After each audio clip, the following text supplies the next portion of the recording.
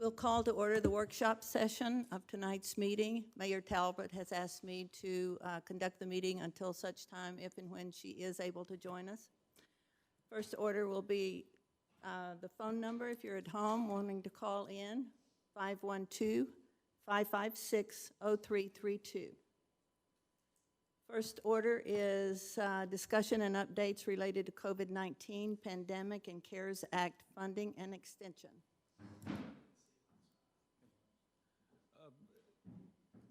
Mayor Pro Tem, I might ask that we put this one off until such time as Chief Smith arrives. I haven't heard that he was not going to be here, so. Okay, sounds good. Second item, discussion to consider a new date for the council planning session and to review and make changes if needed to the tentative agenda.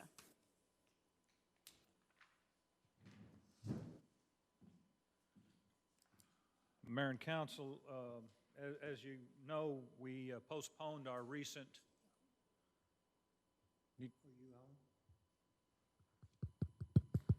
I am. I'll speak into it a little better. But as you know, we postponed our December meeting where we were to take some time and work through the attached agenda that had been given to council. We now seek your input and advice direction for tackling this task either through several workshops in the evening. I certainly understand that some of you have school schedules that would not make it as easy to get to a meeting during the day. Certainly council wouldn't, or staff wouldn't be opposed to a Saturday if that's a possibility, school holiday, but we just wanted to make sure we put this back on the agenda to receive your input. And I think we have two who might need to speak up. Next. We have like a staff development on the 18th. and I would be willing to take a day off. For that. Would staff be prepared for the January 18th? January 18th, is that our holiday? That's our holiday? Yeah, So- that's Oh, okay. we have staff development. My anniversary, Yes, because our, Oh, is it? but that's all right.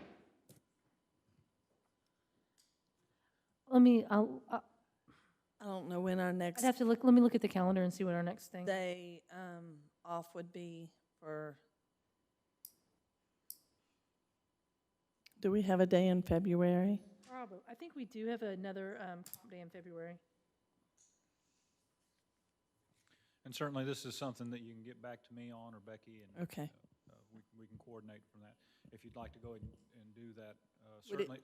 I think it maybe if we could take even our next workshop and at least take a chunk out of it, whether that's Jason Jones or comp plan or something like that, that we might be able to take that approach as well.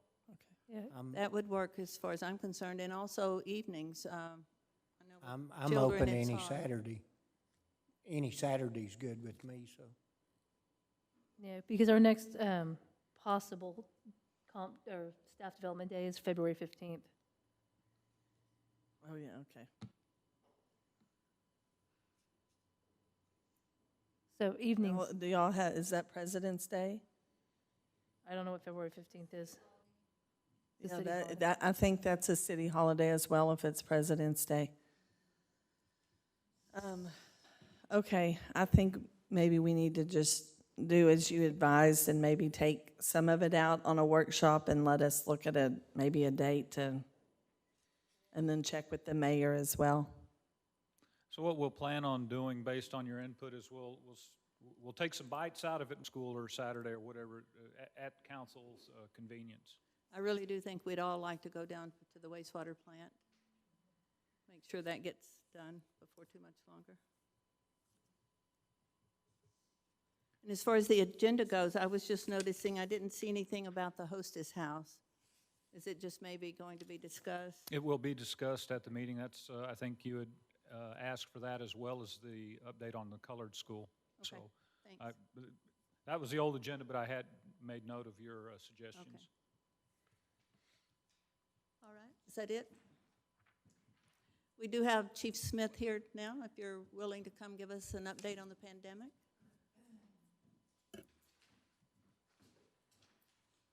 Good evening. I do apologize for my tardiness. I have no excuse other than I was working, trying to get all the information together, so I apologize. Update on COVID-19. Last time we were together was December 14th, 2020. Since that time, we've seen a drastic increase in the number of cases, not only in the state of Texas, but across the nation. The state of Texas currently has an estimated 355,296 active cases. The fatality count is now at 29,877. Lampasas has 1,120 total cases with 63 active cases. This is actually a good number. Over the past couple of weeks since the last time we met, we were averaging in the 90s and above 100 on a lot of those evenings when I would get an update. So being down at 63 is very good news. We started pushing vaccines across Texas.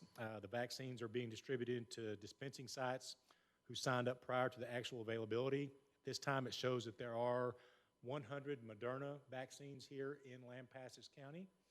That would be over at the Public Health Office. How you go about getting that, I am not sure at this time.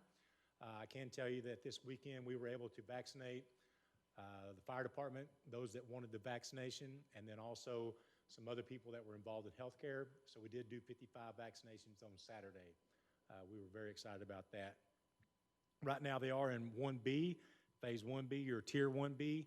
That means that if you are 65 or older, if you are 16 and have any of the following chronic medical conditions, you're also available for the vaccine. That would be if you have cancer, chronic kidney disease, chronic obstructive pulmonary disease, heart conditions such as heart failure, coronary artery disease, or cardiomyopathies, if you've had any solid organ transplants, if you have obesity, severe obesity, pregnancy, sickle cell disease, or type 2 diabetes, you're eligible even being not 65 at that time. Do y'all have any questions about the COVID-19? Is it different in every city? As The far reason as, I ask is because I heard this morning on the news out of Waco that it was 75 and older. no, it age. should not be. As far as the state did a little bit of tuning with what the federal government had come out with as far as their tier list or their phase list. Phase 1 was healthcare workers and first responders. Police is not actually included in first responders. We've been trying to get that accomplished, but we're having still to wait a little bit on that. But it should be pretty consistent all the way through with the 65 and older on that. And I know a little over a week ago that the doctors at the clinic hadn't been vaccinated yet. I think they have now.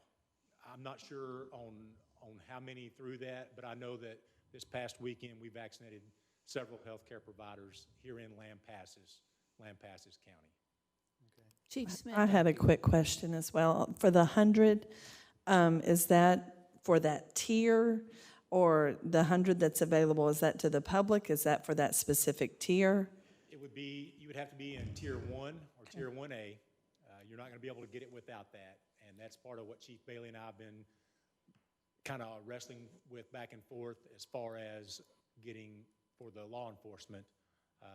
For whatever reason, and whoever decided how this was all going out, law enforcement was not considered a first responder in that. We have our own take on that and feel like law enforcement should be provided a little bit quicker, a little bit higher up on the list with that. But, you know, that's not up to us. I'm getting a lot of questions about who do you call to get the vaccine? And no one seems to be able to tell the people that are calling. The clinic, as of Saturday, didn't have a vaccine, but they had no number to call to go get a vaccine if they met this criteria that you just mentioned. Yes. Best advice that I could tell you, you're probably going to have a medical care provider, a doctor that you see on a regular basis. You should contact your regular physician and give them the information and set that up through them. At this time, we do not have any dispensing sites here in Lampasas County. You can go to HEB in Coppers Cove and Marble Falls. There are a couple of clinics that are in Burnett. We're hoping that the clinic here in town will be able to get some before too long. I'm not sure how long that'll take, but really the only way that we were able to do that this weekend was through the county health official. Dr. Hay had kind of pulled some strings, and I guess she was tired of listening to me, and she managed to get some stuff done for that. But the best advice would be to contact your regular physician Okay. and see what advice they would give you as far as going to one of the HEBs or Walgreens or CVS pharmacies around. And I think they're not giving that advice. They're just saying they do not, at this moment, have the Yeah. vaccine. But my question is, I've been reading that there's like 1.4 million doses in Texas. And as of Saturday, according to the radiogram, only 400,000 had been issued out. Is there a reason that we have the vaccines and people aren't getting them? Well, that's actually been some discussion. I'm sure that'll be another discussion tomorrow on our weekly call that we have with the state. As far as how they're going to distribute that, I think that they, we didn't know when it was coming in. We didn't know exactly when we would get it. And a lot of stuff may not have been done on the front of that, how they were going to actually distribute it, if it was going to be strictly through your HEBs, through your CVS, Walgreens, and that type of stuff, or what clinics would actually be receiving it, how that tiered system was going to play out, and how they were going to rotate those people in. So even like in the fire department, I have 3 different shifts that I'm going to rotate people through, and they suggest that it's not a big deal on the first vaccination, but when you get that second vaccination, you don't want everybody from A shift to take it at one time. You don't want everybody from B shift to take it at one time. You need to kind of rotate it through, because even like this past weekend, you would suffer some of the mild symptoms that would typically go along with the flu or with COVID, as far as having a temperature, having some chills, having some nausea or something like that. But they say that the second time around is probably a little bit more difficult, because it's the second time it's been introduced into your body. So they really encourage you not to do everybody at one time. So, but as far as the reason why, documentation of them being implemented, them being given, that is a whole nother thing that you have to do separately from all the paperwork that's done each time you give a vaccination. You have to go back now and you have to put it in the computer. Right now, and I'm not complaining about the state's ability to do computer stuff, but we lag behind of what we see on the DSHS website. We're probably a week behind with the current numbers that we would see there. If you go on to that, you would see probably last week's numbers on that. It's all a matter of getting it entered in.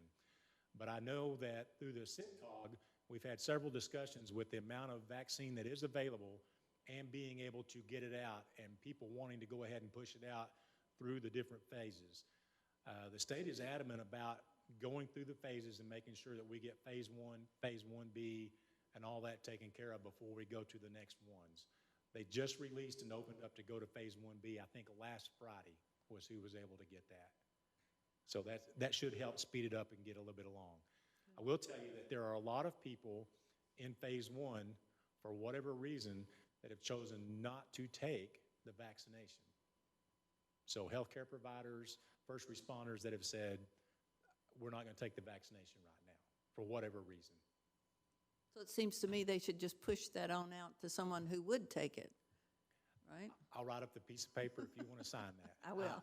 I'm with you. The conference call the other day, I'm interested, if we get 3,000 vaccines here in Lampasas, and that's just a figure I pulled out, I want to vaccinate 3,000 people. I don't care who they are. Right. I want to get 3,000 people vaccinated, because I think that the quicker that we can do that, the better that we are at getting this done and getting on past this. But Getting back to normal, whatever yeah, that they is. didn't ask me on that one. Yeah. Okay. So the next update that I have for you is the CARES Act. I spoke with our contact today, actually. We updated some more information. We're moving through the process. From my understanding, our submission is being looked at for accuracy and completeness. From there, we'll move forward to the next level. At this time, there's been several items that I've had to upload a second time. And speaking with our contact, she said that this wasn't necessarily a mistake that I had made in doing it or anything. She said it could have been part of the program that they're using. Sometimes it's not capturing that information.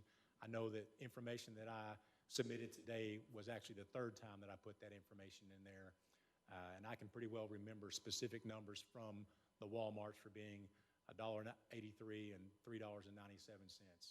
But that's how meticulous that it's been as far as getting that information in there, entering the dollar amounts, entering the receipts, entering the canceled checks. That's why I'm able to remember those things, because you think about, gosh, how are we going to remember all these things that we put in? Well, when you're putting a Walmart receipt in for $3.97 or $1.83, it kind of sticks out in your mind, especially when you've done it several times. So we're moving right along. She did not have any type of a date as far as when we could expect any type of reimbursement. So that's still kind of out there, and I wish I did have some date, but so does she. She said it's just a matter of wait and see as far as when that's going to be. Thank you. Any questions? Again, I apologize for being late this evening. No, I hope it that's didn't hold fine. you up. Thank you.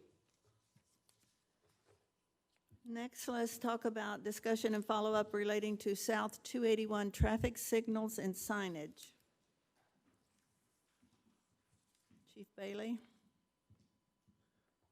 Mayor Pro Tem, Council, I apologize I wasn't here on December 14th when you had your workshop discussion about this.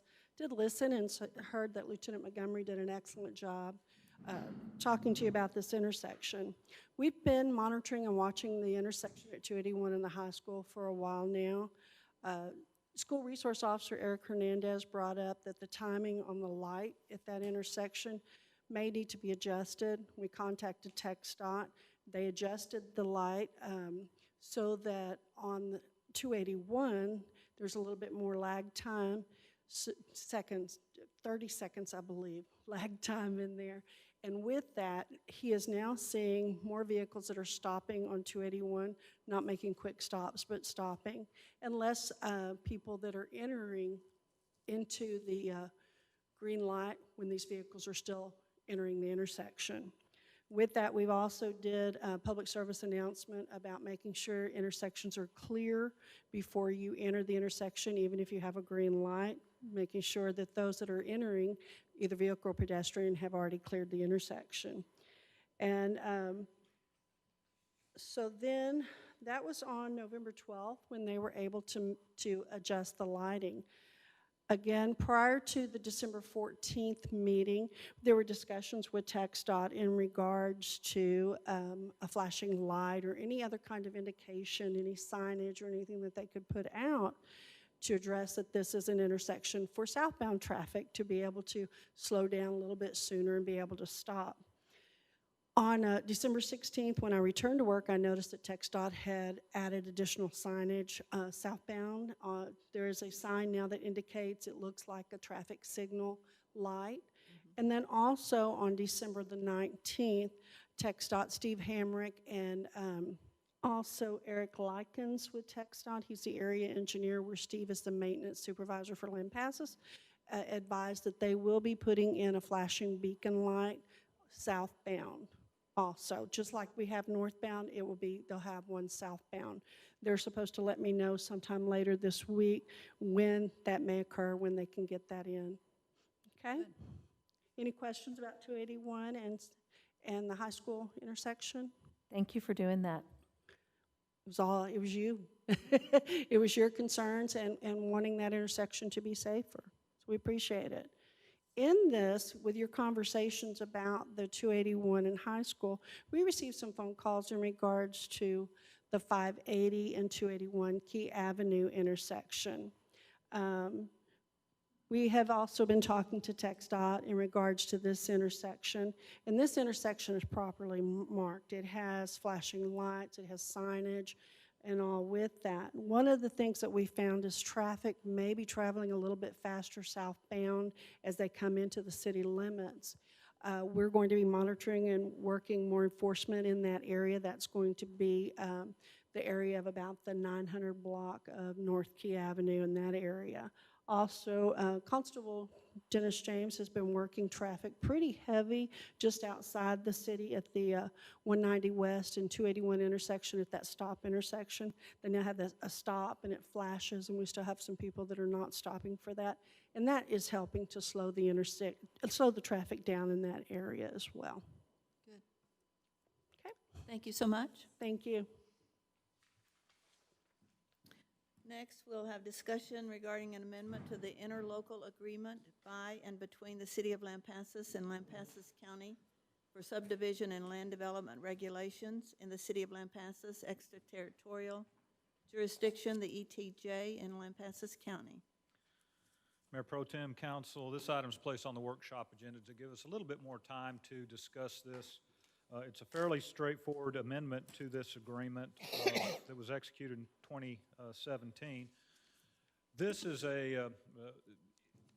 cities and counties are required to have this. I believe it's Chapter 242 in the Local Government Code. This basically protects an individual that lives in the cities, outside the city limits, but within 1 mile of their corporate limits in what we call the extraterritorial jurisdiction. And it protects them by not having to go to 2 different entities on land use regulation. In other words, if the county had certain regulations and the city had certain regulations, the legislature felt like they should not have to go to both in order to get the property subdivided. We came across a situation that we didn't anticipate, that's not anticipated in the local government code, whereby if a property is bifurcated by the ETJ line as well as in the county jurisdiction, it did not clearly say who would be responsible. In talking with the county's consultant, subdivision consultant, Joe England, in the jurisdictions he's worked with previously, he recommended that the city take on those responsibilities where part of it is in and part of it is out. The other advantage to that is that particularly for simple subdivisions of property where there's 4 or fewer lots as a result, that can be handled administratively through the city, whereas in the county you would still have to go through the process of taking it to Commissioner's Court. The other item that was within the 1445 agreement that we did not catch was if there was certain designations that if it was residential and was not served by the city in terms of utilities, then the platting would fall back on the county, and we feel like that was an error, that the local government code provides that authority to cities within as part of their responsibility, and particularly if it's included in a 1445 agreement. So page 4 of the agreement is that's currently in place outlines those 2 changes. One, that if the property is bifurcated by both jurisdictions, the city would handle the subdivision, and then also any platting would also be handled. This agreement also is inclusive of other items related to inspections, particularly where we provide utilities, but those are the 2 minor changes that we've recommended. This was taken to the Commissioner's Court this morning, and they did approve it on their end. There will be a corresponding item on the regular agenda. I did have a question. One of the things we ran into years ago is county clerk's office said that they had, anybody that brought them a plat, they had to record or at least file it, and they didn't have notification necessarily to contact us. Right. And I think, and we've seen that from time to time where a plat will get recorded we have no idea of, but I think things have improved in terms of the communication with Connie and Good. I'm not going to say it doesn't happen, because I'm sure it will happen from time to time, but I think there's better communication between the city and the county in this regard. And the county's quite grateful to have us take the subdivision process, at least a piece of it. They're getting hammered currently by it. Any other questions? Any questions? Thank you, Finley. Next up is discussion and updates regarding the 2019-2020 year-end financial report.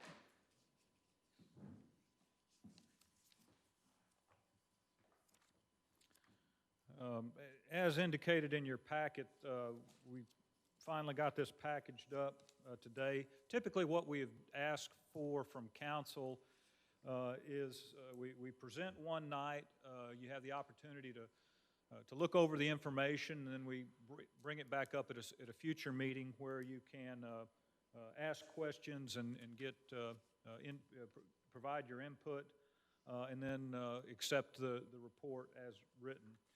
I'll be reviewing just primarily the narrative part. We will slip in just briefly into the performance by major accounts on one item, but I don't think anybody could have anticipated what was going to happen financially to the city this year. As the leadoff indicates, I think council as well as the EDC took some measures that frankly, everybody should have expected that we were going to be financially hurt by. We've had, items related to continuity of services, utility assistance for business. LEDC had their grant program. We had to segregate our workforce so that we could make sure that we had enough people that could operate a sewer plant, that, we didn't want to get everybody sick at one time. And I do want to again pat the fire chief and finance director on the back because through their diligence, we were able to, we believe, recoup a majority of the expenses through the CARES Act.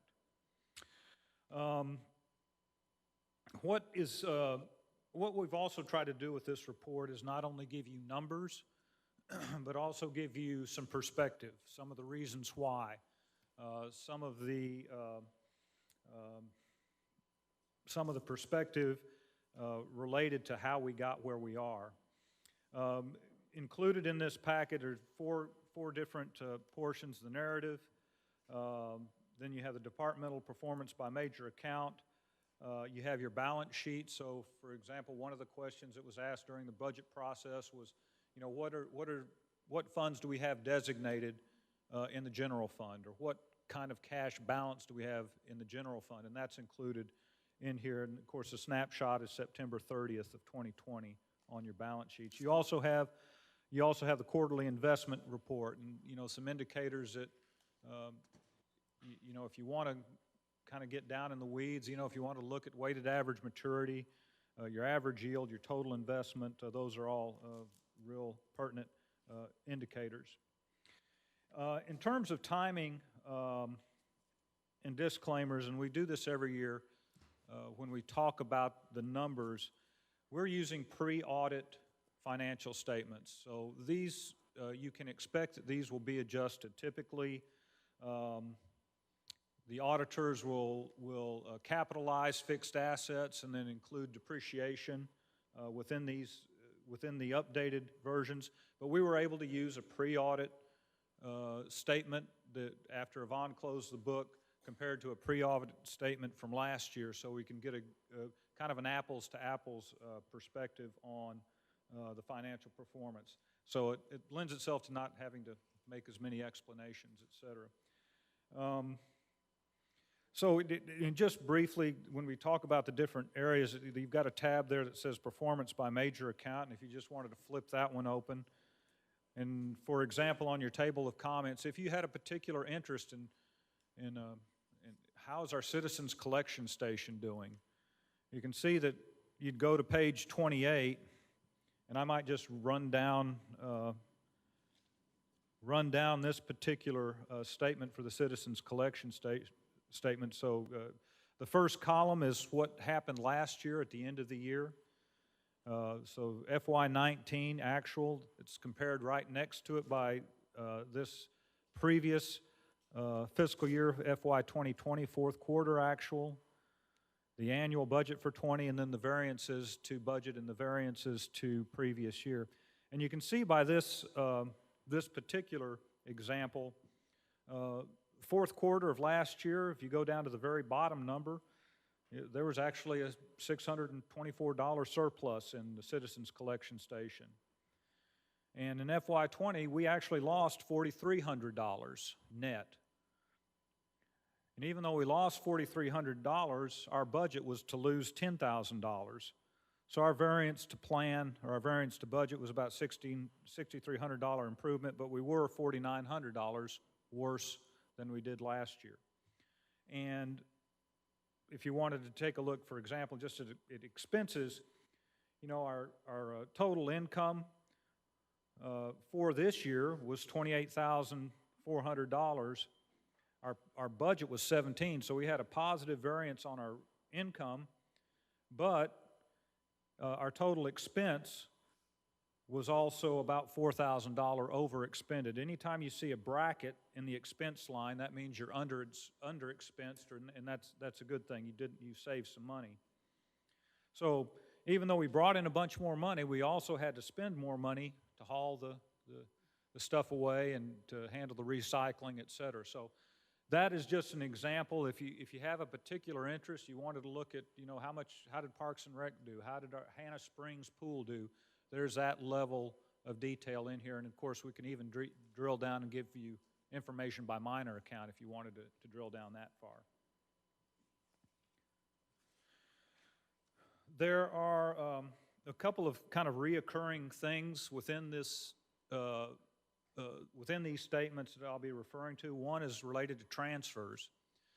We budget a fair amount of money for transfers as an expense from one department, and then transfers as an income in another department. And the primary example of that would be our electric. We transfer from electric to general fund each year. Water, wastewater covers some overhead, and that's counted as part of that transfer. But we only include those transfers if they are necessary. So the fact that we've saved a bunch of money in transfers, but we didn't realize a lot of income in transfers is simply a result of the overall financial health of the city. Those transfers were not necessary, so they were not recorded. In the 2020 budget, we also included a couple of different lines where we drew from retained earnings. So we budgeted income from retained earnings to fund a project or support capital assets. But those budgeted incomes in electric as well as general were not necessary because of the overall financial health of the city. If you're looking for a one-sentence explanation of the finances, overall performance, the last sentence is that, in all operating funds, revenue production supported expenses, including a little over $1 million in capital expenditures, $137 in accelerated purchase, and we had a net surplus of about $2 million, which was also $913,000 better than previous years. So if that's the extent of the detail you want to get to, that's a good message. We'd certainly look at a little more perspective for you in the coming pages, but that sums it up. On the revenue side, you can see that all of our utilities, the electric, water, and sewer, they make up about 59% of our revenue. The couple of things that we would point out on the revenue side, our tax revenue exceeded budgeted expectations. That was primarily as a result of sales tax. Sales tax was about $224,000 better than planned and about $180 better than previous year. We certainly were concerned about particularly sales tax, but staying local, shopping online, improving homes appear to have positive impacts to that. We also would recognize here in another place where we talk about economic indicators, a positive impact of the annexation of putters and gutters to the city's performance in this line. We think that there's certainly a direct relationship. Court revenue was down, and I believe that that's directly related to COVID. There were not as many arrests, there were not as many citations. The adjudications were postponed and put off in some cases, so that was probably one of those departments that did have a negative impact financially due to the pandemic. Other revenue, which is a broad category that makes up administrative overhead, revenue from reserves, other agency transfers, for example, when the county gives us money for FD or the school districts give us money for the police. That's included in other revenue, airport fuel, and then probably the most important, utility revenue, which makes up, other revenue makes up about 70% of our total operating revenue. We were about $482,000 worse than planned, but a lot of that was based on a $250,000 input of undesignated fund balance that wasn't needed, as well as $480,000 of undesignated retained earnings that was budgeted in electric but was not needed nor recorded. So again, that goes back to the statement regarding the transfers. Utility sales, I think we saw very stable sales. Electric sales were about 100% of expectations. Water sales were about almost 200,000 better than expectations, and about the same in terms of previous year. Wastewater sales were also about 25,000 better than expectations. So all of that utility revenue did take a jump up. Transfer revenue, we've kind of talked about that. It gives you a couple of examples of those sorts of transfers and how that impacted the revenue in terms of it not being necessary. On the expense side, and again, your utility, major utility funds, the water, sewer, and electric make up about 61% of your expenditures.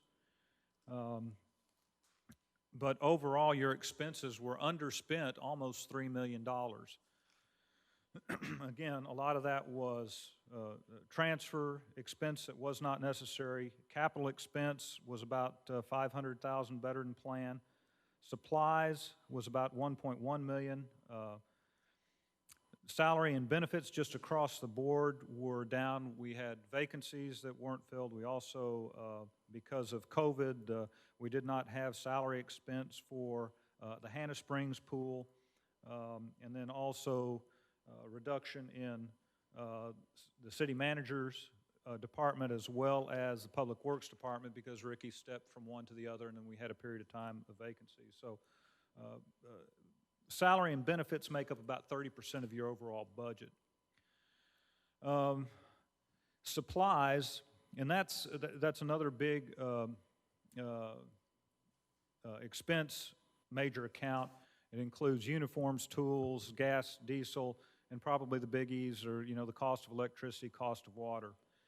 So there was a savings of about $1.1 million there, due primarily to savings in the cost of electricity, about a $900,000 positive variance, and water distribution about a $70,000 positive variance. Capital expenditure was underspent, due primarily to savings in the street department. They had a plan of $750,000, spent $243,000, and as we went through the 21 budget process, we incorporated that need in this coming year, where we've got about $900,000 budgeted for 54, 55 for paving. You see there where everything is pretty much wrapped up, just like I pointed out on the Citizens Collection Station. This is the same table for all of your operating funds. And again, last year we surplused about 1.1. These are pre-audit statements. About $1.1 million. This year, on a plan of a zero balance budget, we surplused about $2 million. And so we were about, again, $2 million better to plan and about $900,000 better than we were last year. The last page that I want to refer to is not really about big numbers, but it's about things that I like to refer to kind of get a barometer of the economic health and an indication of how we're growing, et cetera. But I took a look at 4 different items: sales tax, property tax, building and planning fees, and mixed drink tax. And I don't know why I would look at mixed drink tax other than we just passed a local option, and there was such a huge jump in that. But I think a lot of that is related to perhaps the timing of the local option in May of 19, as well as the annexation of Putters and Gutters in January of 19, where we see that big jump. But all of those, particularly building and permit fees, grew by about 98% over the 4-year period. It's the highest percentage increase on an annual basis that we have. If you take a look at the table below, that's the number of permits issued. So we have issued about 146 more permits than we did in FY17 over that 4-year period. So it suggests to me that the size and complexity of our permits and our projects are increasing. More commercial, more new residential, et cetera. So permits, average increase per year of 5.9%. Building permit revenue about 24.5% increase. And then we took a look at customers, and so one of the items that I mentioned, talking about, our electric revenue is up or on track. Our water revenue is ahead of plan as well as ahead of previous year. Wastewater, the same. This kind of gives you an idea of how many customers we have. The biggest one, of course, is the electricity. We've grown about 463 customers / meters since 2017. 10% growth, you know, if you average it out, it's really a fairly modest growth, but if you think about 463 electric meters that you didn't have before, that is a pretty important impact to us. I won't go any further. I think I've just kind of rambled a little bit, but again, go back to that original sentence, is that, you know, we produced, our revenue was adequate to pay for over $1 million in capital expenses, do some accelerated purchases, and still have a $2 million surplus for this year. So I'd be happy to answer any questions now or in between now and next meeting, and certainly would encourage you to jot a few things down. If you do have questions, we'd be happy to either point them out to you or find the answers for you. I did have one question, Finley, and I know this is a small matter, but I would have assumed that if you had water and electricity in the city, you'd have all the other services as well. There's some big numbers here in September 20 for our customers. Does that make sense? Am I just not seeing that? Yeah, it's interesting. This may be some additional meters that were placed on a commercial. I don't know, Vaughn, do you have any other explanation? And of course, we've got, particularly as we've grown more on some of the outside the city, and we've been able to provide maybe just electricity as opposed to water. So that would indicate the high number for the electric. Right. Okay, all right.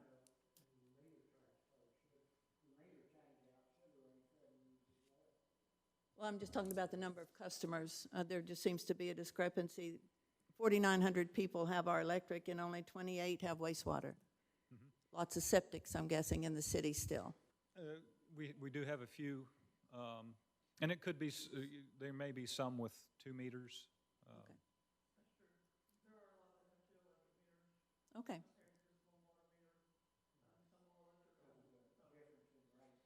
Okay, all right. That makes sense. It was a good year, and I wouldn't have bet on it last March. Thank you, Finley. I think it's been a big surprise to everyone about the sales tax, that it just keeps going up, and good for us. Are there any other discussions on any other item on the agenda?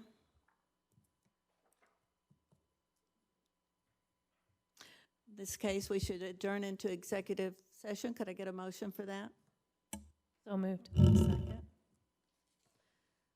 So we're going to adjourn into executive session. We're going to receive and evaluate financial information received from a business prospect, to discuss same and/or to deliberate regarding commercial or financial information that the city has received from a business prospect that the city seeks to have locate, stay, or expand in or near the city, with which the city is conducting economic development negotiations, and/or to deliberate an offer of any financial or other incentives to any business prospect described above. We'll now adjourn into executive. Mayor Pro Tem, I'd ask that Mandy Walsh and Ricky Roy also be included. Great.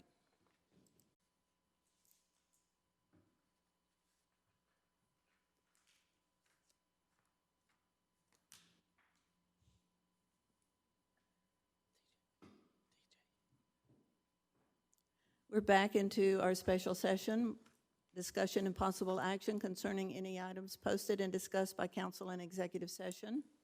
There is a motion to come out. A motion to authorize the city manager to finalize and execute the utility development agreement with CNB Lampasas Investors Limited within parameters discussed in executive session. All those in favor? I'll second You need the a second? motion. I'll second it.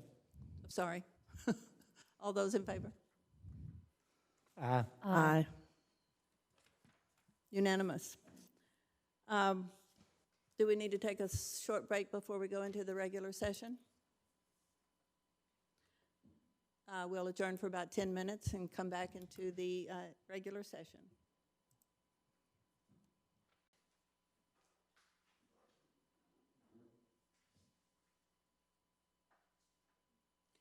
I'll call the order the regular session of tonight's meeting. I'd like to issue the first phone number first, 512-556-0332. If you want to call in and join us, feel free. Chief Bailey, would you please lead us in prayer?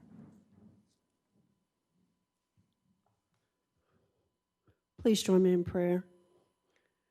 Heavenly Father, you are our provider, our healer. You see to our every need. We thank you, Lord, for all. Lord, many worry and are anxious with so much going on in our country and around the world. Today, we put everything in your hands, our concerns for our family, our finances, our health, our home, nation, community, work. Lord, we give you all of our anxiety, our worries, concerns, and fears. We place our trust in you, Lord, and we thank you for carrying our burdens so that our hearts and minds won't be troubled. As we go forth, may your grace and mercy be with us all. In Jesus' name we pray. Amen. Amen. Please join us.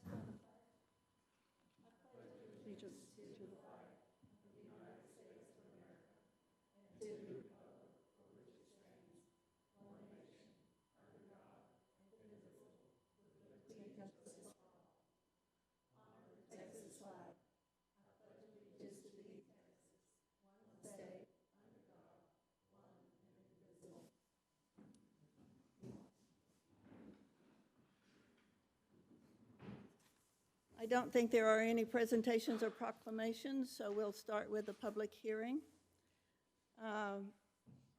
Citizen comments. Any citizen who desires to address the city council on a matter not included on the agenda may do so at this time. The city council may not deliberate on items presented under this agenda item. Are there any comments? One point two, citizen comments. Any citizen who desires to address the city council on a matter that is included on the agenda may do so at this time. Anyone?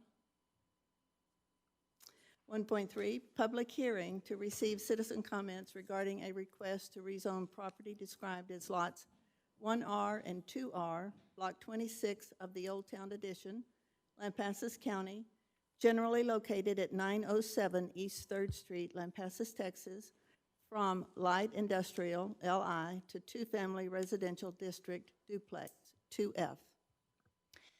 Good evening, Mayor Pro Tem and Council. Mr. Morrison and Mr. Rex Johnson have requested these two lots be rezoned from light industrial to duplex. They intend to develop and build duplex on these two lots. I did send out notifications to 15 property owners within the 200-foot radius, and I have not received any written testimony or anybody called me and inquired about it either. This did go before Planning and Zoning on January 7th, and they do recommend approval. Any questions?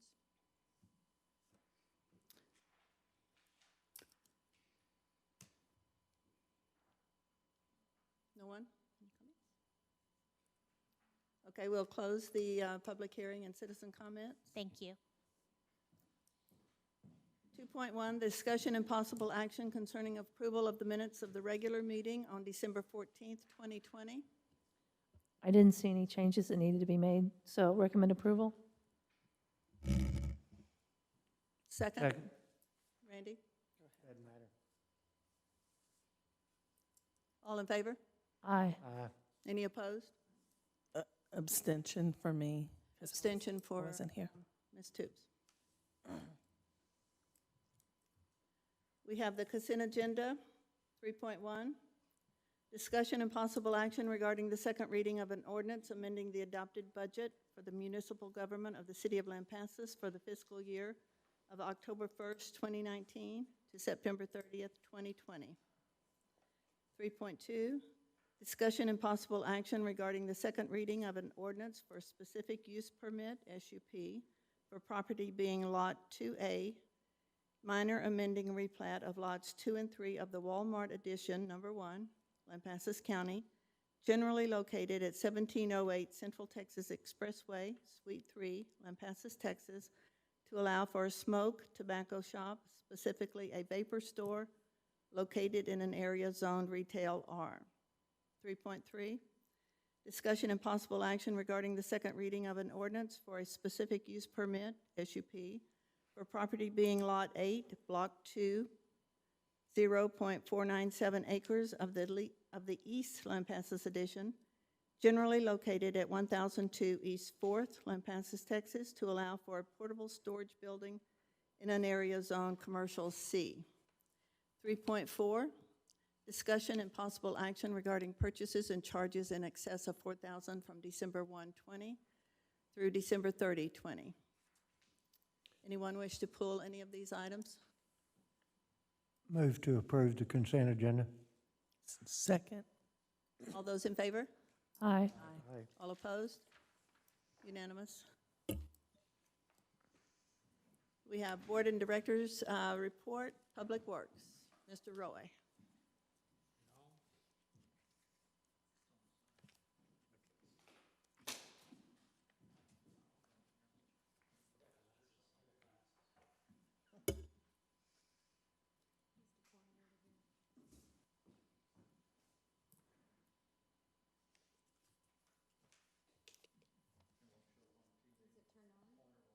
No, but I'm just trying to.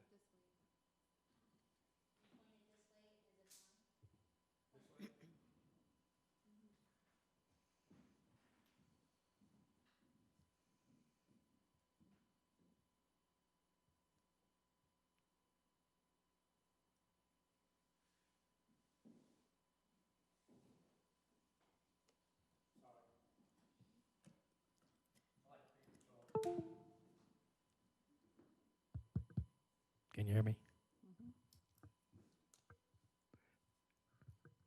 While she's working on that, this is a presentation for Public Works Department. And I just want to say, Mayor Pro Tem and Council, that we want to thank y'all for all the backing you did during all this COVID, looking after our employees. It was a tough year, you know, trying to keep everybody safe, plus trying to do all the jobs we had from the growth we're seeing right now. We've had a lot of changes, a lot of puzzles to put together, and we've done it. And we hope this next year is going to be better. This is about a public works, kind of some of the achievements we did last year and the things we got to see what's coming. As you see, this is the kind of the org chart that we have. You can look over it. We got electric, you know, with Flint, who's, you know, he just knows everything about this electric system. I come as from a lineman. The guy, you know, he knows the system. But most of his guys do, which is great. I'm learning about Van's operations manager, water, wastewater. I love learning about it. Van and Steven and those guys and Brandon and Richard and all of them know that place like the back of their hand. And, you know, we've kind of taken Blair out of the picture and got him doing civil work, civil inspections, which kind of keeps us up to date. He stayed on top of these people, just like the Avenue E project. I mean, he really was there every day, making sure it was done the way it had on the plans, and it's really showed how that job went through very smooth. I mean, I don't know, y'all didn't get that many calls, I know. When calls aren't going out, this is good. And Carlos in the street department, I mean, they just about do anything we ask them to do. I mean, one day they may be patching roads, and I may have them building furniture the next day. You know, just they're always there to help us out. They just worked this Sunday, you know, putting sand down, brine, and just getting the bridges safe for us. You know, we didn't have any issues, but they stepped up to the plate and were out there yesterday. Electric, we didn't have any issues during the storm, which shows how well they keep up the system. I mean, with cold weather like that, usually you have something. No water breaks, no anything. So we got through nice yesterday on such a cold and really nice day, though. Electric, this is some yearly projects they've been working on. They completed the assisted living on 281. That was an underground project. Campbell Park bathrooms. These are just some of the things. Wes and Devlin, 3 new houses. New Burger King, which also had underground. Ongoing projects are still doing projects at Stone Valley. If y'all haven't been out there, you see the growth. I mean, he sells them as soon as he gets them. You talk to him, he doesn't keep them. Brody Estates, as you know, that we talked them into going underground. If you hadn't been out there, it really looks nice in there. They just now poured 2 slabs out there, so it's fixing to take off. He kind of was waiting out the first of the year. New Covenant Church, we just set the transformer over there. Pole inspection replacement, that's going on. Anytime they have a little slack work, they'll go change out some poles that were osmosis declared bad order. Of course, they always do spring hoe, Christmas lights, carol lights, and dealing with tree trimming. And the tree trimming project, something we always should fund because it shows in our outages. This is some projects that we got pictures of. This is 910 Old Georgetown Road. It was one of the bad order poles that we replaced. You can see, I mean, they got it all covered up. They're changing a pole in line. It's all hot. I mean, they don't shut it off to do this work. And you see the man on the ground, he's watching them, making sure nobody's going to get hurt and reach for something they shouldn't. And, they did this job safely. No outage, nobody hurt. This was a bad order transformer job. You can see the man. I mainly showed this picture because somebody had to climb the pole. They couldn't get the trucks to it that well. One bucket worked, and another guy climbed the pole to help. This is one on 183 in Chestnut. It's another bad order pole replacement. You can see the old pole, how short it was. They probably put a 10-foot taller pole in there for road clearance. Another job done safely. And this is the Christmas lights up at the square. I want y'all to realize this job takes them about a week. We spent a lot of time on this. Even though we've got a lot of things already out there, we still got to go on top of all the buildings, check the bulbs. They're not LED. So, you're going to have bad bulbs, you're going to have things, and then they got to pull all the other lights in off the courthouse. So they'll spend about a week out there doing that job. And this is Stone Valley, some of the new poles they had set. And since this picture's been taken, they've already started moving down this road, building houses. And that's Brody Estates, that's the underground going in. That was the pipe for the underground. They trenched it. We pushed all the wire and terminated all the transformers. If you hadn't been out there, like I said, go look at it. It's nice. The developers are very proud of this subdivision because we talked them into the underground. This is water and wastewater yearly projects. This is College Street sewer extension. We had 250 feet. Did Deb Lynn. Of course, we finished up the Deer Trail that year. Spring Street extension. And the main thing is Ijamoto pre-treatment efficiency study and upper pressure plain water system. That's some big things we're hoping to get finished this year and present. We're going to try to change out 628 meters this year, water meters. This is an ongoing project, which we hope to be finished pretty soon. We were trying to do like 1,500 this year, but we backed it off to 628. This is them repairing an 18-inch water line. You can see that was a big job. That was off County Road 3400. It was earlier in the year. But this is them clamping and replacing it and getting the leak fixed. This was a leak on 4th Street with the vac truck getting all that water out of there so they can get in there, and that's why we need another vac truck. This thing is either electrical's got it or we have it, and I appreciate y'all pushing that through so we could get the new one. Finley kind of talked about this. I don't know if our numbers are the same, but 2019, this is at the end of billing in 2019, December. We had 4,312 electric meters. And at the end of December 2020 billing, we had 4,385, so it's a net of 73 that we set in 2020.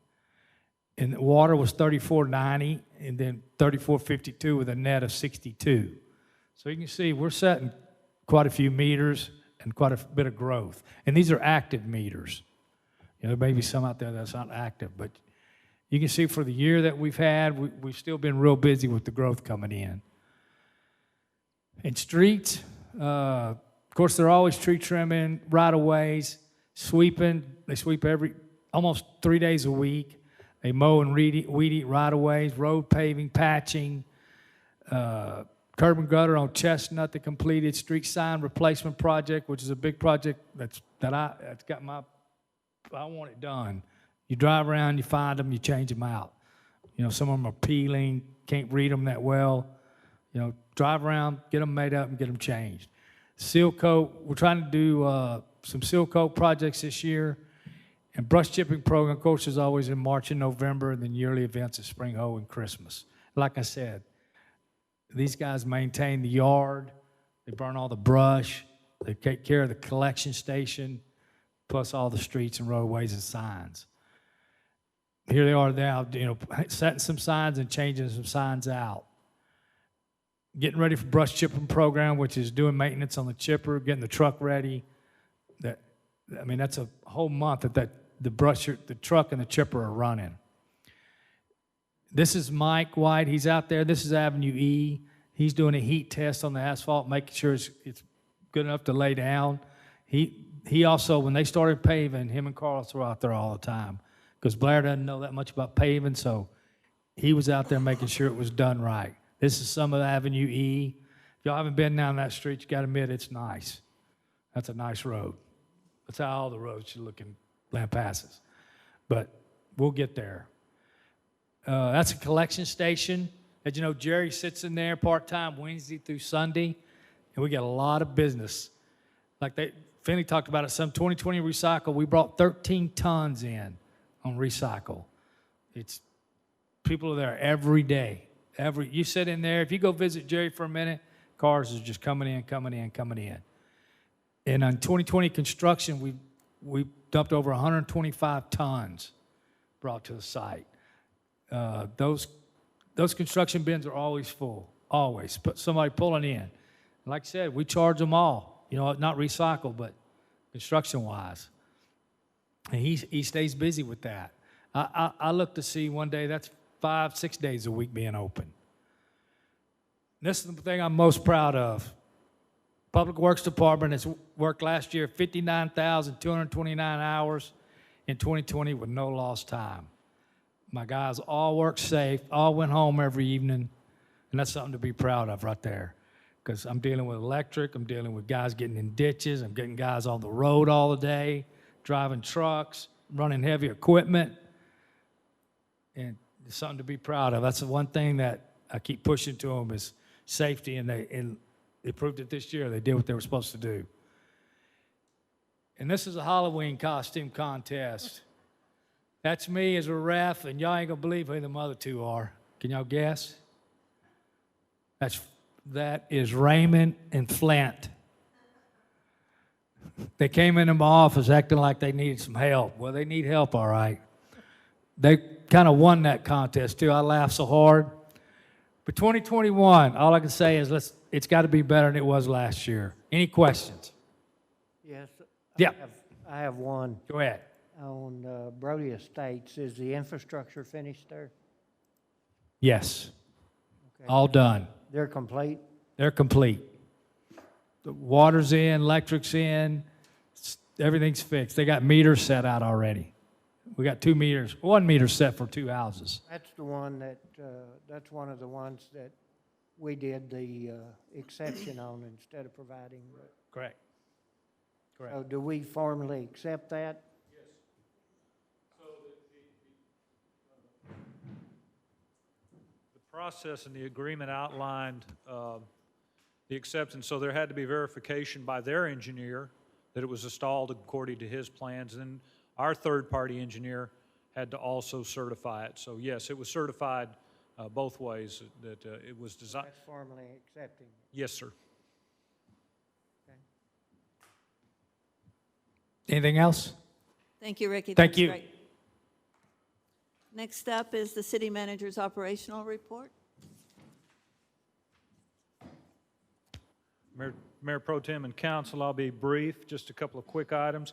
Sales tax, we saw another great month, about a 19% increase in receipts from this time last year. Through 4 months, which is 33% of your year, we've already collected 43% of our annual budget for sales tax. Campbell Park, we are gearing up.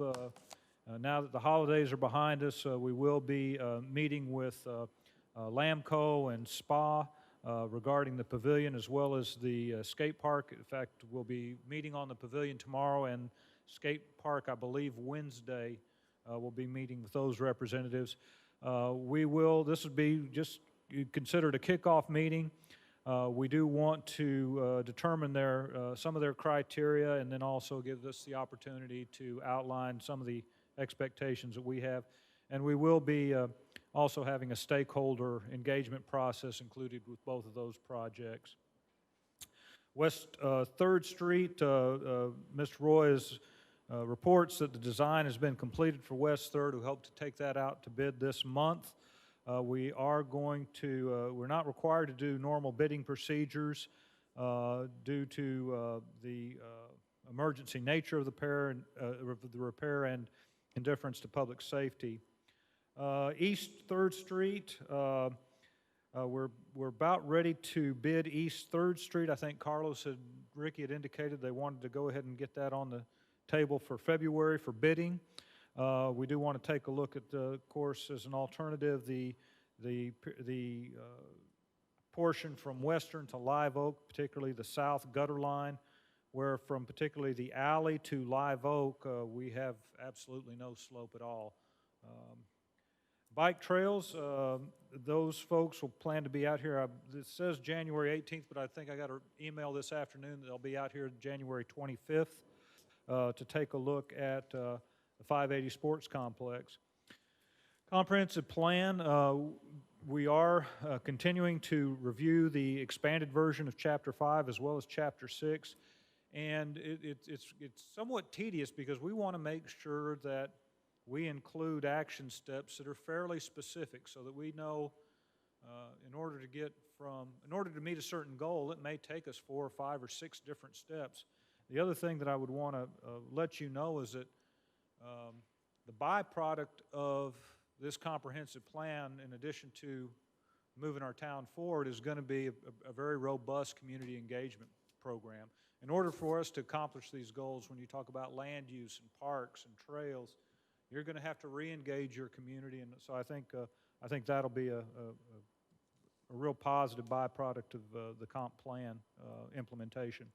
Little League, like I said, I wouldn't normally even report on this, but it's perhaps a glimmer of hope or a glimmer of normalcy, perhaps, provided that we can do a methodical and safe climb out of these restrictions. W.M. Brook Park, I think Chris is going to be working on irrigation around the restroom, and of course, as a reminder, LCRA will be out to help install some sod and also playground mulch. Auditors are in town today. It's Yvonne's favorite time of year, where she has to go pull things at a moment's notice for them, but we hope that they're done with their work somewhere within 1, maybe 2 weeks at the most. Thank you. Thank you, Finley. I would like to ask one question about the W.M. Brook Park. The pavilion that is there near the restroom is a very steep step. It's hard to get up for some people. And we had talked about it last year. I thought that they might put some steps up, but I've not seen any yet or any evidence. Let me visit with the Parks and Rec director on that, and we can get back with you. Thanks. No mayor's comments, no unfinished business. New business, 7.1. Discussion and possible action regarding the amendment of the interlocal agreement for subdivision and land development regulation in the city of Lampasas, extraterritorial jurisdiction, ETJ, in Lampasas County. This was discussed in workshop. Does anyone have any comments? A motion to accept it. Second. Motion and a second. Everyone in agreement? Aye. 7.2, discussion and possible action regarding the appointment of a city council member to the Guthrie Library Committee.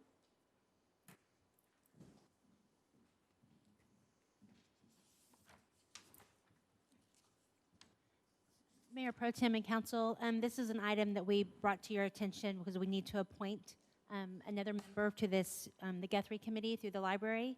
It was previously by a council member that is no longer, so we just need to appoint somebody else. Could you remind us how many times a year this committee would meet? Is it monthly, yearly, or?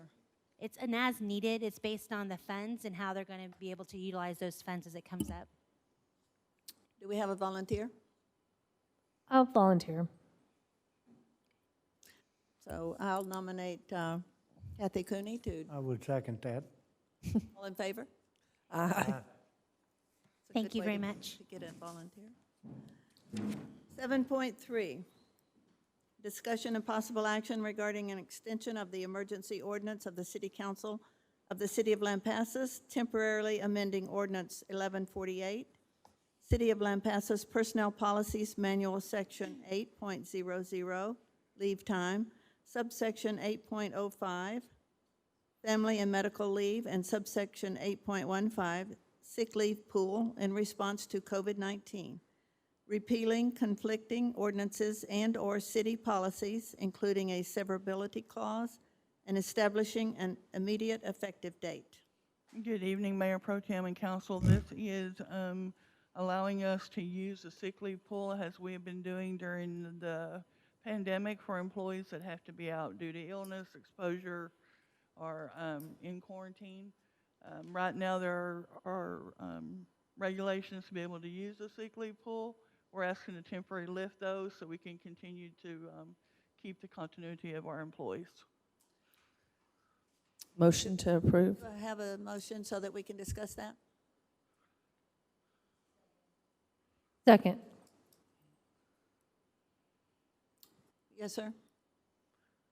Second? No, I thought you had a question. You made the motion? Yes, ma'am. And Yeah. we have a second. Did you have any questions? I just had one question. I was wondering, what's been the use of the sick pool this year with the COVID?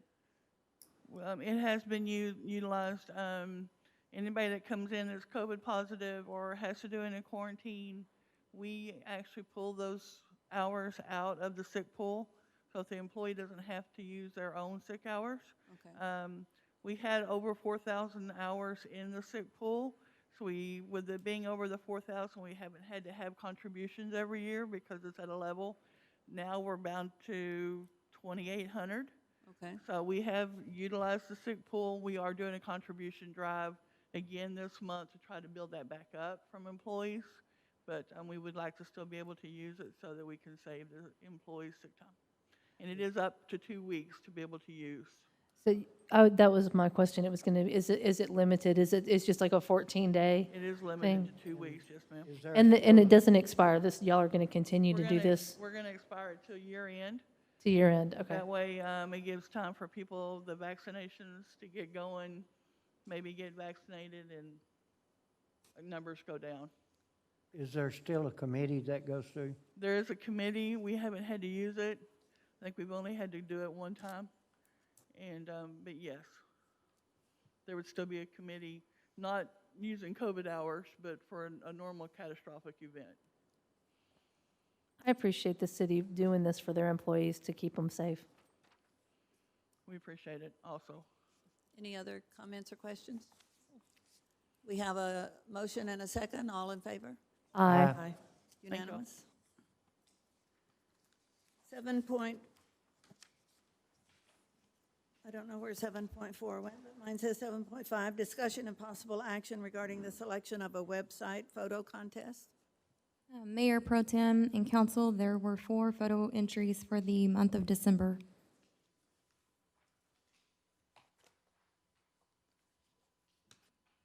I like entry number 4.